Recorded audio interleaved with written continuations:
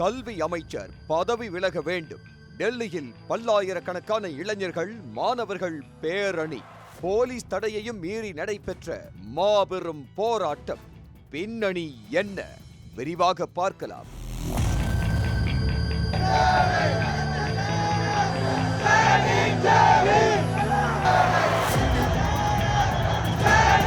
மத்திய கல்வி அமைச்சர் தர்மேந்திர பிரதான் பதவி விலக வேண்டும் என்ற கோரிக்கையை வலியுறுத்தி டெல்லியில் பல்லாயிரக்கணக்கான மாணவர்கள் மற்றும் இளைஞர்கள் பேரணியில் ஈடுபட்டனர்.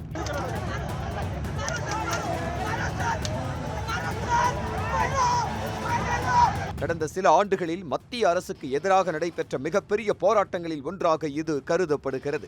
இந்த பேரணிக்கு இளைஞர்கள் தலைமையிலான காக்ரோச் ஜனதா கட்சி என்ற இயக்கம் அழைப்பு விடுத்திருந்தது. போராட்டத்திற்கு டெல்லி போலீசார் அனுமதி மறுத்ததுடன் பொதுக்கூட்டங்களுக்கும் தடை விதிக்கப்பட்டது.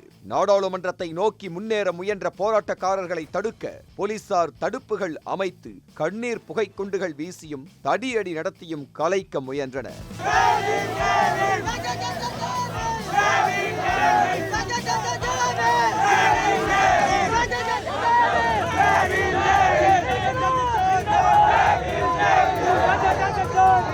இருப்பினும் ஆயிரக்கணக்கான மாணவர்கள் மற்றும் இளைஞர்கள் போராட்டத்தில் பங்கேற்று கல்வி அமைப்பில் ஏற்பட்டுள்ள குறைபாடுகள் மற்றும் வேலைவாய்ப்பு பற்றாக்குறை குறித்து மத்திய அரசுக்கு எதிராக முழக்கங்களை எழுப்பினர்.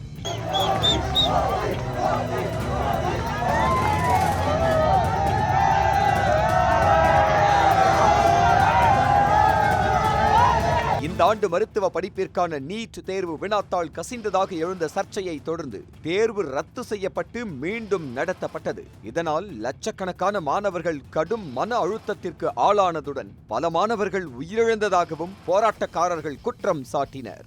இந்த விவகாரத்திற்கு பொறுப்பேற்று மத்திய கல்வி அமைச்சர் தர்மேந்திர பிரதான் பதவி விலக வேண்டும் என்பதே அவர்களின் முக்கிய கோரிக்கையாகும். இந்த போராட்டத்திற்கு ஆதரவாக கல்வி ஆர்வலரும் பொறியாளருமான சோனம் வாங்சுக் உண்ணாவிரத போராட்டத்தில் ஈடுபட்டிருந்தார்.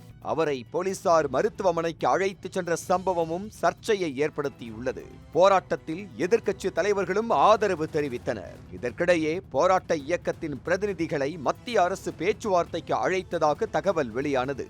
எனினும் இதுவரை எந்த உறுதியான முடிவும் எடுக்கப்படவில்லை என்று போராட்ட ஒருங்கிணைப்பாளர்கள் தெரிவித்திருக்கின்றனர்.